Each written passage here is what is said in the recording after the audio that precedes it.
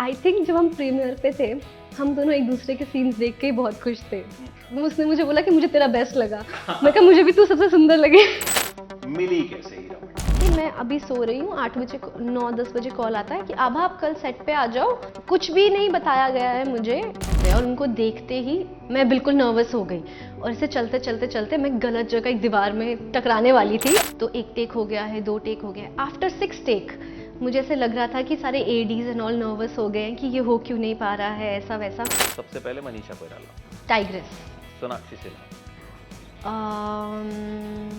शार्मिन। कभी कभी आप अननोइंगली भी चीज़ों के लिए ट्रोल हो जाते हो, कभी कभी आप कुछ ऐसा होता है कि ट्रोल हो जाते हो। तो मेरा फर्स्ट ड्रीम था कि मुझे चॉकलेट की ऐड करनी है, जो हमेशा से क्यूट लड़का क्यूट लड़की करके ऐड होती है। तो मुझे बस ये खुशी थी कि बिना डांट खाए वो टेक निकल गया। मुझे सबसे ज़्यादा खुशी उस चीज़। सबसे टफ कौन सा? कि बैकड्रॉप में वो कैंडल नहीं जली है और वो शैंडलियर ढंग से नहीं हिल रहा है, ये ज़्यादा हिल रहा है और ये कम हिल रहा है।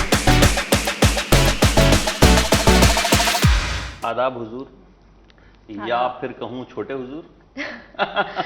यंग मलिका जान, यंग मलिका जान। तो अभी आदाब वादाब लोग कर रहे हैं खूब, आपको आदत पड़ गई? मुझे लोग बुला ही मलिका जान करके रहे हैं। मैं फ़ोन उठा रही हूँ तो मेरे दोस्त ऐसे हैं कि कैसी है मलिका जान, ऐसे ही मुझे बोल रहे हो। मुझे बहुत अच्छा लग रहा है। उर्दू कितनी इम्प्रूव हो गई इस दौरान, ये बताइए।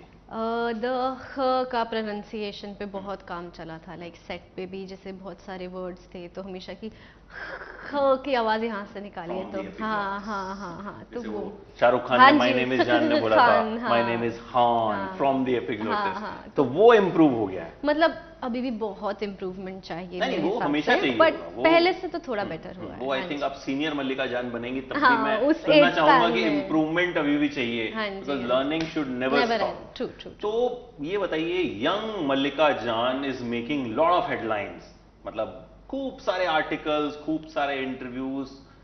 फीलिंग आ रही है काफ़ी हद तक, और सबसे ज़्यादा फीलिंग तब आती है जब आपका वर्क अप्रिशिएट होता है। I think articles is one thing, but जब ऑडियंस प्यार देती है। आर्टिकल्स भी तो तभी आते हैं जब ऑडियंस प्यार देती है, या तो प्यार देती है, ट्रोल करती है, या दो ही चीज़ों पे आर्टिकल्स आते हैं। तो जब वो प्यार मिलता है तो तब ज़्यादा फीलिंग आती है, क्योंकि अभी तक आप खुद ही खुद में सोचते थे कि हाँ मैं एक्टर हूँ, हाँ मैं एक्टर हूँ। पर जब ऑडियंस आपको बोलती है कि आपका कैरेक्टर बहुत पसंद आया, तो वो जो इमोशन कन्वे हो जाता है वो आपको बहुत हैप्पीनेस देता है।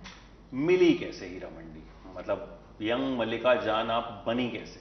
फर्स्ट लॉकडाउन में मेरा इसका ऑडिशन हुआ था। First lockdown, after a year I get a call back कि they like my audition and they would like to audition me for young Mallika Jaan's character.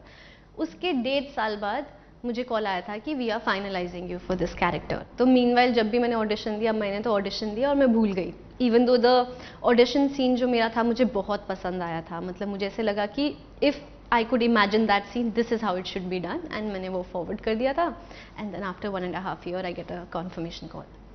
अच्छा, working in a Sanjay Leela Bhansali project, मतलब बहुत सारे एक्टर्स का ड्रीम होता है कि करियर में कभी तो वो हमें कास्ट करेंगे, कभी तो हम उनके साथ काम करेंगे। And you know he has changed lives of many star जो ऑलरेडी स्टार थे, उनकी जिंदगी भी उन्होंने बदल दी, उनको उनका परसेप्शन भी बदल गया। Let it be Ranveer Singh, कोई भी हो, मतलब जब भंसाली के साथ काम किया तो वो एक बेटर एक्टर बन गए। But you got this opportunity at such a young age, in मैं कहूंगा इन द वेरी स्टार्टिंग। तो how was it working with Sanjay Leela Bhansali? Terrified थे आपकी, मतलब क्योंकि कहानियां हमने भी बहुत सुनी है। डेफिनेटली मैं तो बहुत टेरिफाइड थी। आई थिंक जिन फर्स्ट डे जब मैं उनसे मिली थी, मैं उनसे मिलने के लिए भी टेरिफाइड थी। परफॉर्मेंस उनके सामने करना तो एक डिफरेंट स्टोरी है।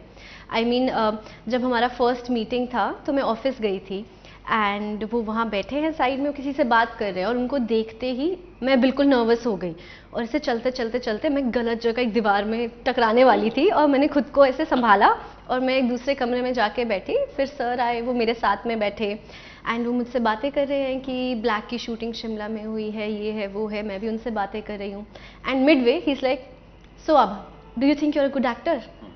और मैं ब्लैंक कि इतने बड़े पर्सन मेरे सामने बैठे हैं, मैं इसको जवाब कैसे दूं। तो मेरा बस बहुत ही मीकली ऐसे आवाज़ निकली कि I think so sir, if you think so.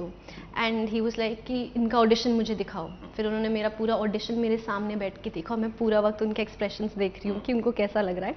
And after that he is like कि हम ये बहुत इंपॉर्टेंट कैरेक्टर है बिकॉज इससे वेब सीरीज ओपन होगी and we need a very strong character for this, do you think you will be able to do it? मैं कहा sir I will do my best. तो वो बोलते okay चलो, and जाते हुए उन्होंने मुझे हैंडशेक किया and is like you are very good. और उस वक्त मैं इतनी ब्लैंक हो गई थी कि मुझे समझ ही नहीं आ रहा था क्या हुआ है। पर जब मैं कैब में बैठी and I thought about it and I was like क्या वो सच में अभी मेरे साथ हुआ? तो वो मीटिंग भी इतनी बड़ी थी, तो सेट पे तो जब मैं उनके साथ गई तो मुझे बस ये था कि मुझे अपना 100% देना है, इनफैक्ट 500% देना है, and I want to be able to deliver what he wants from मी।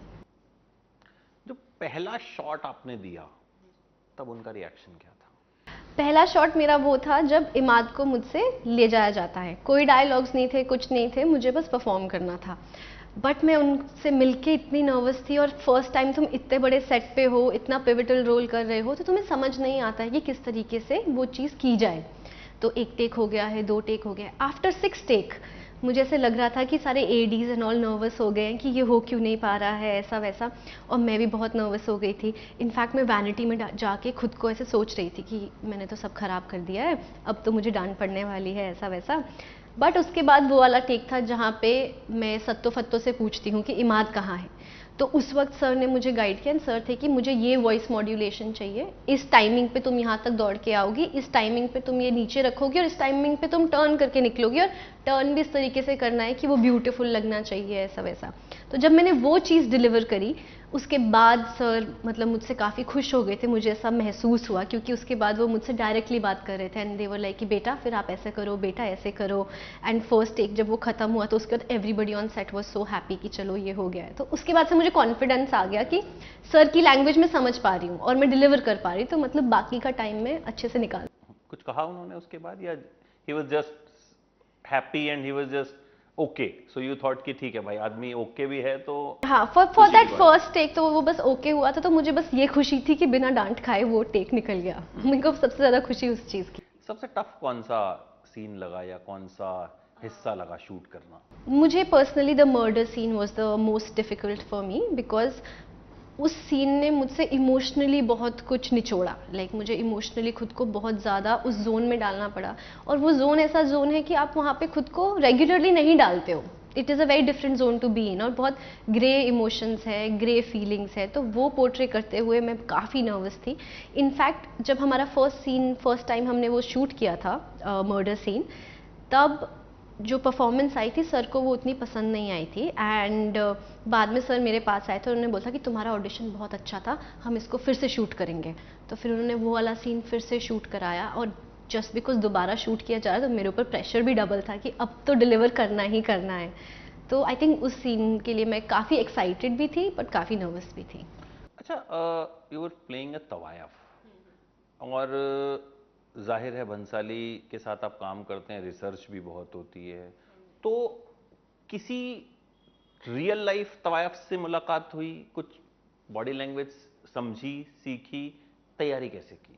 तैयारी के लिए मैंने रियल लाइफ तो किसी से मुलाकात नहीं करी, पर जितना भी मुझे यूट्यूब पे या फिर पुरानी फिल्म्स में जहाँ जहाँ मुझे मिल सका वहाँ पे मैंने थोड़ी बहुत वीडियोस देखी, एंड जितना मुझे समझ आया कि उस वक्त वो यंग मल्लिका है, तो मतलब वो पूरी तरह से she is not formed into that character yet. उसमें अभी भी एक बच्चा और एक गर्ल जिंदा है, बेशक उसका बच्चा उससे अलग हो गया है, इतनी कम एज में she is had a child also, but मुझे लगा कि उसमें एक मासूमियत भी होनी चाहिए, जो फर्स्ट सीन में स्पेशली बहुत ज़रूरी थी, क्योंकि जब उनका बच्चा ले जाया जा रहा है तो वो एक मासूमियत झलकना ज़रूरी है कि वो अपने बच्चे के लिए रो रही है। तो मतलब मैंने पूरी तरह से भी खुद को उतना बहुत अच्छी तरह से उस किरदार में नहीं डाला, मैंने एक लड़की और एक मासूमियत उसमें जिंदा रखने की कोशिश करी। आपने देखी पूरी वेब सीरीज? या ऐसा तो नहीं अपना अपना पार्ट देख के फिर सो आपको सबसे अच्छा किसका कैरेक्टर लगा विच यू लव अपने अलावा? मनीषा मैम के कैरेक्टर को तो सब अच्छा बोल ही रहे हैं, बट उन्हीं के साथ में मुझे संजीदा जी का कैरेक्टर बहुत इंटरेस्टिंग लगा। मुझे लगा कि उनके कैरेक्टर में बहुत सारे ग्रे शेड्स थे, मतलब वो इतना कॉम्प्लेक्स कैरेक्टर था कि वो लड़की टूटी हुई भी है, डिसीटेड भी है, वो किसी की साइड लेने की कोशिश कर रही है, फिर अपनी बहन के पास वापस भी आ रही है। तो मुझे ऐसे लगा कि इतना ग्रेट कैरेक्टर को प्ले करना और उसको लाइकेबल बनाना, तो आई थिंक वो बहुत कमेंडेबल था जिस तरह से संजीदा जी ने वो कैरेक्टर प्ले किया है। आपकी सिस्टर भी इस फिल्म में है, इस वेब सीरीज में है आपकी सिस्टर भी, एंड प्रतिभा लापता लेडीज के बाद she is also making headlines. So family में एक डबल सेलिब्रेशन है। डेफिनेटली, क्योंकि जिस फैमिली से मैं आती हूँ और जिस शहर से मैं आती हूँ, हमारे लिए मुंबई आना और 2 बहनों के लिए इतनी बड़ी वेब सीरीज़ में अपने लिए जगह बना पाना, वो इतनी बड़ी बात है कि मेरे मम्मी पापा दादू दादी मतलब सबका सीना चौड़ा हो गया है और वो सबको इतने गर्व से बताते हैं कि हमारी बेटियां यहाँ हैं, ऐसा करें। क्योंकि जब हम छोटे थे, जब बड़े हो रहे थे, तो तब बहुत टैबू होता था इस इंडस्ट्री के लिए, बिकॉज सबने कुछ ना कुछ स्टोरी सुनी थी, अभी भी काफ़ी टैबू है, बट क्योंकि उन्होंने हमारी जर्नी देखी है और इतने आगे तक हम आ पाए हैं, तो अब मेरी जो फ्रेंड्स के पेरेंट्स हैं वो भी ऐसे बोलते हैं कि इन दोनों बच्चों को देख के हमें ऐसे लगता है कि हम अपने बच्चों को चांस दें, कम से कम चांस दें, क्योंकि अगर ये आगे जा सकती है तो हम भी आगे जा सकते हैं। तो मतलब वो इतना प्राउड है कि हमारा सपना पूरा होने से इतने लोगों को सपना देखने का चांस मिलता है, तो वो सोच के बहुत खुशी होती है। How do you like Sharmin's character? It's a very beautiful character. I think जिस तरह से वो रिटर्न भी है और जो उसकी जिस तरह से दर्शाया भी गया है, बहुत खूबसूरत कैरेक्टर। क्योंकि उसको लेके एक डिबेट शुरू हो गया है कि एक्सप्रेशंस नहीं है। एक लोगों का कहना है कि वो कैरेक्टर लिखा ही ऐसे गया था, शी वाज एन इंट्रोवर्ट, तो मे बी मतलब I also somehow agree to that point, but as an actress what you think कि उनको जो इंस्ट्रक्शन दी होंगी उसी को फॉलो किया होगा? मुझे, क्योंकि मैं उस वक्त सेट पे नहीं थी जब वो शूट किया गया, पर मैंने जो नोटिस किया है कि सर के सेट पे अपना 100% सब दे रहे हैं। हाँ। क्योंकि मैंने अपना 100% दिया, जहाँ तक कि ड्रेस दादा अपना 100%, मेकअप दादा अपना 100% दे रहे हैं, तो उनको वो किरदार मिला है, तो मुझे ऐसा लगता है उन्होंने अपनी तरफ से पूरा डिलीवर करने की कोशिश की होगी।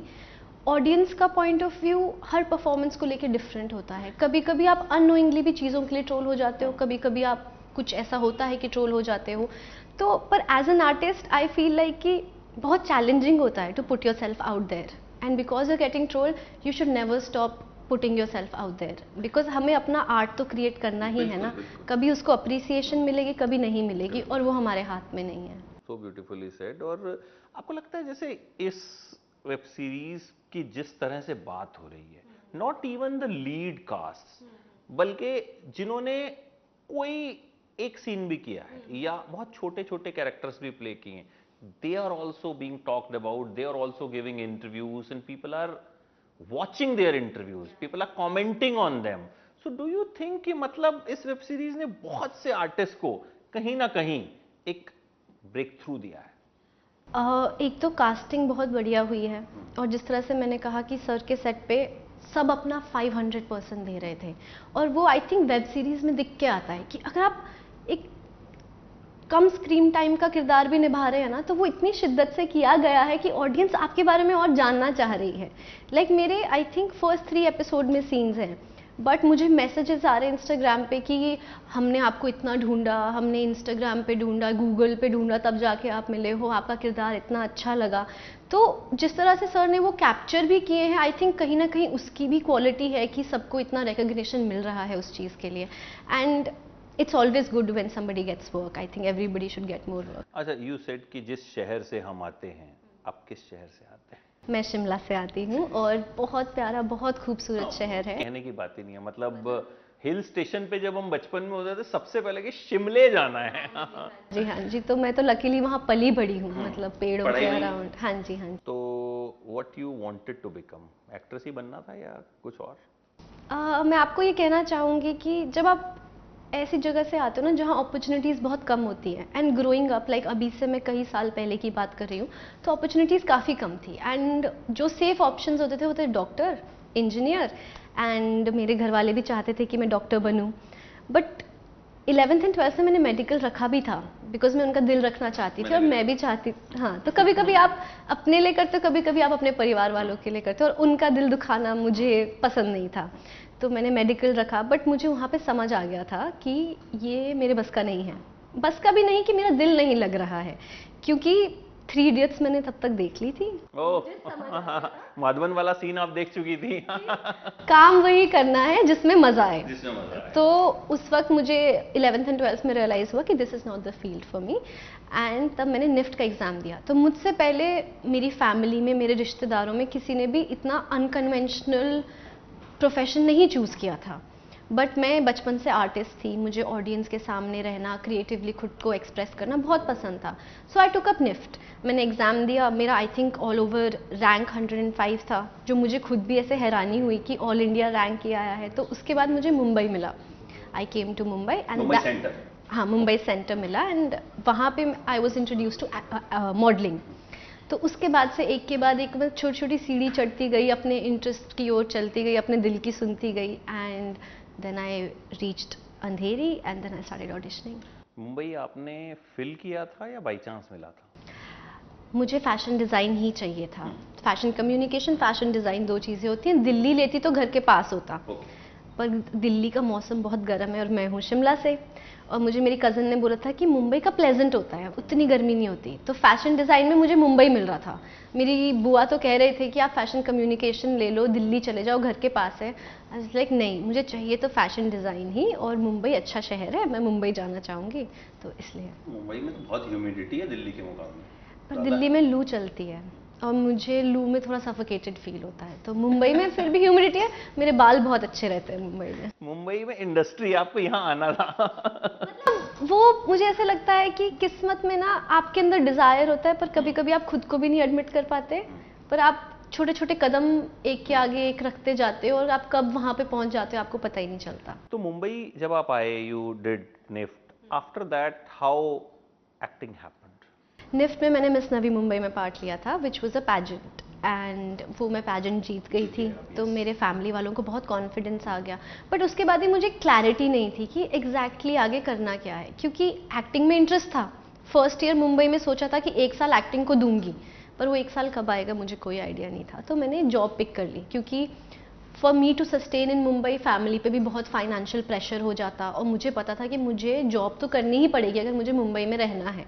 तो I took up a job, and job की भी इतनी इंटरेस्टिंग स्टोरी है दैट मुझे 2 जॉब्स मिल रही थी। एक मुझे भांडुप में मिल रही थी और एक मुझे अंधेरी वेस्ट में मिल रही थी। मैं दोनों जगह टॉप 2 में थी। जो दूसरी वाली जॉब है भांडुप वाली, वो मेरी फ्रेंड को मिली, क्योंकि उन्होंने उस वक्त बोला कि I am a YouTuber and I have an Instagram account dedicated to fashion. मेरे उस वक्त उनसे ज़्यादा फॉलोअर्स थे, पर मैंने वो मेंशन ही नहीं किया, तो वो जॉब मुझे नहीं मिली। मुझे जॉब मिली जो अंधेरी में थी। उस वक्त मुझे ये भी नहीं पता था कि सब एक्टर्स अंधेरी में रहते हैं और सब प्रोडक्शन हाउसेज अंधेरी में होते हैं। वहाँ पे मैं फैशन डिज़ाइन की जॉब कर रही हूँ। मुझे इंस्टाग्राम पे यशराज फिल्म से मैसेज आ रहा है कि we would like to audition you for this lead character and all that, and मैं ऐसे देख रही हूँ कि ये मैसेज, इतना बड़ा message, and from such a reputed production house. So I went an audition for that. उसमें मैं शॉर्ट लिस्ट हुई, शानू शर्मा मैम से मिली, तो उसकी वजह से मुझे बहुत बूस्ट आ गया कि यार उन्होंने कोई भी कैरेक्टर का नाम या फिर वो नहीं किया था। जब भी ऑडिशन आता है इट्स लाइक लीड 2020, लीड 2019, ऐसे करके बस ब्लैंक ऑडिशन था। देन आई डिसाइडेड कि मुझे एक्टिंग में अपना परस्यू करना है, तो मुझे जॉब क्विट करनी पड़ेगी, क्योंकि 3 महीनों में मुझे रियलाइज़ हो गया था कि 9 to 5 वाली मैं इंसान ही नहीं हूँ। तो मैंने घर पे बोला कि अगर आप मुझे परमिशन देते हो, मैं अपना जॉब क्विट करना चाहूँगी and I want to pursue acting.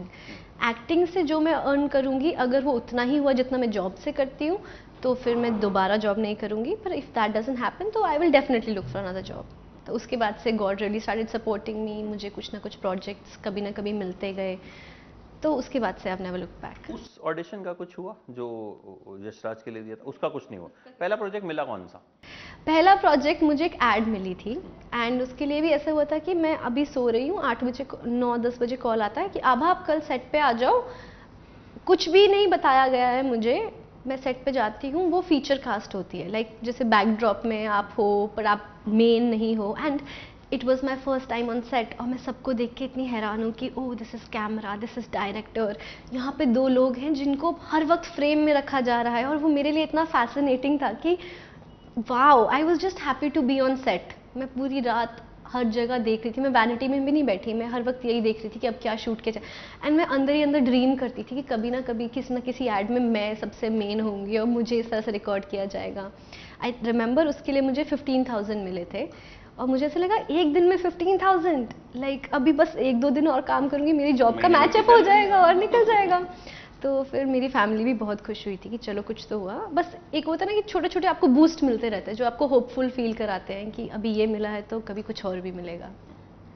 तो ऐसा कब मिला, मतलब कि जिसने अब होपफुल करा दिया कि अब भाई, हीरा मंडी से पहले की बात कर। हीरा मंडी से सो आई थिंक मुंबई में मैं खुद को सस्टेन कर पाई हूँ क्योंकि मैंने एड्स बहुत करी हैं। तो मेरा फर्स्ट ड्रीम था कि मुझे चॉकलेट की ऐड करनी है जो हमेशा से क्यूट लड़का क्यूट लड़की करके ऐड होती है एंड इतना ब्यूटीफुली आपका केमिस्ट्री कैप्चर किया जाता है। तब मैंने चॉकोलश का ऐड किया था। वो मेरे लिए फर्स्ट ऐड ऐसा था कि मुझे कॉन्फिडेंस आ गया कि मैं as a lead face ads कर सकती हूँ। तो after that I started getting a lot of ads as lead face and then when Heera Mandi happened तो मेरे को सच में ऐसे लगा कि because Heera Mandi is my first web show ever, this is the first time कि मैंने कोई कैरेक्टर को जिया है। कभी कोई सीरियल का ऑफर या कुछ इस तरह का कुछ नहीं? नहीं, सीरियल में मैंने खुद भी मैंने नहीं ऑफर्स की बात करो, क्योंकि एड्स के फेसेस जो होते हैं वो जाहिर अच्छे फेसेस होते हैं, तो दे अप्रोच, तो मतलब शुरुआत ही जो है वो भंसाली के साथ हुई and that is making headlines. तो अभी आगे कुछ और पाइपलाइन में अभी है, बात चल रही है, you have signed? I am about to, I'm thinking about it, like I like the project, but once it's confirmed तो वंस इट्स कंफर्म, ठीक है। अच्छा, आफ्टर हीरा मंडी डीएम कितने बढ़े? बहुत बड़े, काफ़ी फॉलोअर्स भी बढ़े, अभी भी बढ़ ही रहे हैं, अभी भी on a regular basis. And मैं तो क्योंकि यूज्ड टू नहीं हूँ इस चीज़ के लिए, it's very new for me and but खुशी बहुत हो रही है कि इस तरीके से रिस्पॉन्स मिल रहा है। प्रपोजल्स कितने आए? नहीं, नॉट रियली। प्रपोजल्स ही नहीं आए? वो तो ऐसे भी आते ही रहते हैं, तो अरे वो तो नॉर्मल है, वो हर लड़की को ही आते हैं। वो तो लड़कियों के लिए तो इट्स वेरी कॉमन। बट जो कैरेक्टर आपने प्ले किया उसके बाद ऐसा नहीं हुआ कि मतलब काम की तारीफ ज्यादा हो रही है, प्रपोजल से ज्यादा काम की तारीफ है, उससे मैं बहुत खुश हूँ। लड़के जो हैं कम में हो गए मुझे लगता है। मुझे लगता है मुझे एक ऐसे प्यारी सी लव स्टोरी करनी होगी, उसके बाद प्रपोजल ज्यादा आएंगे। मतलब मुझे लगता है लड़के मल्लिका जान को ज्यादा प्रपोज करना पसंद करेंगे। वो मल्लिका है। अच्छा, अब just one word for the Heera Mandi characters वैसे, क्योंकि आपने देखी है and you are so closely associated with this. सबसे पहले Manisha Koirala. Tigress. Tigress. Sonakshi Sinha. Strength. Richa Chadha. ओ, उनका कैरेक्टर भी बहुत प्यारा था। मैं सेंटेंस बोल सकती हूँ? हाँ, बोल दीजिए। प्यार में कुर्बान। प्यार में कुर्बान। हाँ जी। अदिति राव हैदरी। खूबसूरत। संजीदा शेख। संजीदा जी, संजीदा कैरेक्टर, संजीदा कैरेक्टर है वो। हाँ मैंने भी उनसे इंटरव्यू किया था, यही पूछा था आपका कैरेक्टर कितना संजीदा है। हाँ, तो वही वर्ड है। Sharmin. Sharmin visually beautiful. Sanjay Leela Bhansali. Mastermind. Mastermind. अच्छा, सबसे बड़ी लर्निंग इस प्रोजेक्ट से, because since it's a very big project, Netflix है, भंसाली है, मतलब so many actors and all very talented एंड सबसे बड़ी लर्निंग क्या रही इस प्रोजेक्ट से as a newcomer? You have just beginning your career and आपको ऐसा एक रोल मिलता है जो आपको हेडलाइंस में ले आता है एकदम से। नहीं तो बहुत से ऐसे एक्टर्स होते हैं जो पहले बहुत छोटी छोटी चीजें कर, या तो भाई किसी को बहुत बड़ा स्टूडियो लॉन्च कर दे, वो एक अलग चीज है। यहाँ आप शिमला से आए and you doing did a Bhansali web series. सबसे बड़ी लर्निंग क्या रही? सबसे बड़ी लर्निंग तो पहली मेरी सर से है, which is attention to detail. क्योंकि हमारे सेट पे अगर जो शैंडलियर है वो ढंग से नहीं हिल रहा है तो भी रीटेक्स होते थे कि बैकड्रॉप में वो कैंडल नहीं जली है और वो शैंडलियर ढंग से नहीं हिल रहा है, ये ज़्यादा हिल रहा है और ये कम हिल रहा है। तो attention to detail and the strength to fight the world to meet your creative satisfaction, कि क्रिएटिवली आप सेटिस्फाइड होने चाहिए। कभी कभी आपको अपनी सेटिस्फैक्शन के लिए स्टैंड भी लेना पड़ता है, तो आप में वो हिम्मत होनी चाहिए, क्योंकि जब आप वो हिम्मत दिखाओगे तभी आपका रिजल्ट इतना ब्यूटीफुल रहेगा।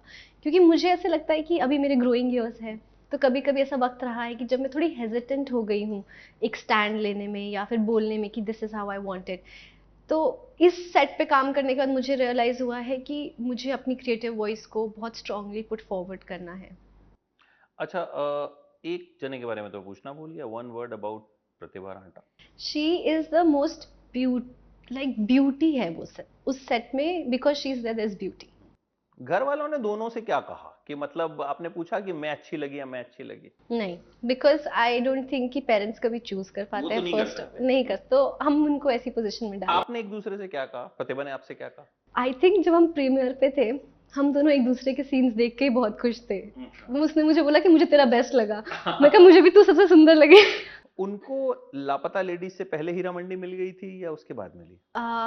उसके बाद में थी। उसके बाद मिली। हाँ जी। मतलब लापता लेडीज साइन की होगी उन्होंने, आई थिंक, बट रिलीज नहीं हुई होगी। तो कहीं ना कहीं लापता ladies also making such good impact, मतलब सच अ पॉजिटिव फिल्म, मतलब हर कोई तारीफ कर रहा है। एंड वो तो आपको लगता है कि बाई चांस सब चीजें एक साथ आई, आप दोनों बहनों का हीरा मंडी में आना, लापता लेडीज की सक्सेस, क्योंकि उस वक्त तो उन्होंने भी नहीं सोचा होगा कि लापता ladies will make such a huge and impact. Both the projects will come together, I think it was in the stars. And मैं बहुत ऐसे दिल से मानती हूँ कि कुछ लिखा हुआ तो होता है भगवान ने आपके लिए, और हम अपना बेस्ट दे सकते हैं, but at the end of the day होता वही है जो आपके लिए बेस्ट होता है। बिल्कुल। अच्छा, कभी कास्टिंग काउच का सामना किया? लकीली कभी भी नहीं। लकीली कभी भी हाँ, मतलब ऐसा कभी टाइम ही नहीं आया, पर I think that's because my approach has also been like कि आई गिव ऑडिशंस एंड उसी के थ्रू हमेशा मैं सेलेक्ट हुई हूँ। अब जब किसी प्रोजेक्ट को चूज करेंगी, सबसे इम्पोर्टेंट आपके लिए क्या होगा? सबसे इम्पोर्टेंट मेरे लिए होगा कि there should be some strength to the character, like वो उस स्टोरी में कुछ पार्ट निभाना चाहिए, कुछ इंटेग्रल पार्ट निभाना चाहिए उस कैरेक्टर को। परफॉर्मेंस का स्कोप होना चाहिए। ये दो चीज़ें मेरे लिए बहुत ज़रूरी हैं कि वो स्टोरी में कुछ ना कुछ प्ले करे और थोड़ा परफॉर्मेंस का स्कोप हो। कोई ड्रीम एक्टर? ड्रीम एक्टर,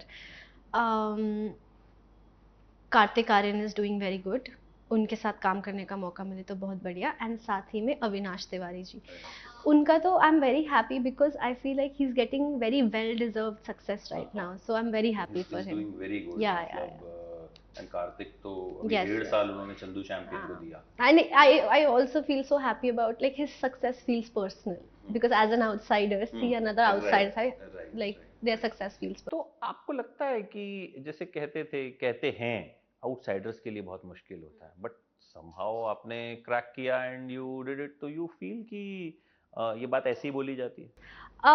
मुझे बहुत हद तक ये भी लगता है कि आपके माइंडसेट पे भी है और आपके सेल्फ कॉन्फिडेंस पे भी है। पर हाँ, सबके अपने चैलेंजेस होते हैं। You could not be an, ऐसा भी हो सकता है कि आप आउटसाइडर नहीं हो पर उसके बाद भी आप अच्छा काम मिलते हुए भी उस तरीके का रिकग्निशन नहीं पा रहे हो। और ऐसा भी हो सकता है कि आप आउटसाइडर हो पर आप अपना काम कर रहे हो और आपको ऑडियंस बहुत प्यार दे रही है। तो सबके चैलेंजेस अपने हैं।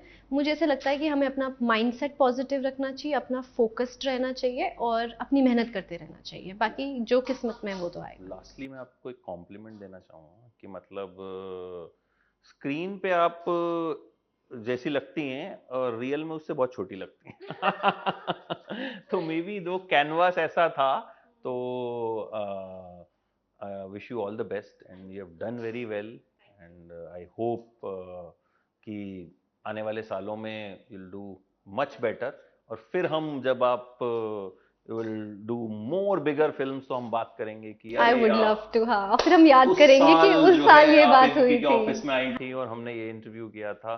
सो hopefully that time will come soon and this interview will serve as a document कि यहाँ पे आपने अपनी कहानी बताई। हाँ जी, हाँ। Thank you so much. Thanks.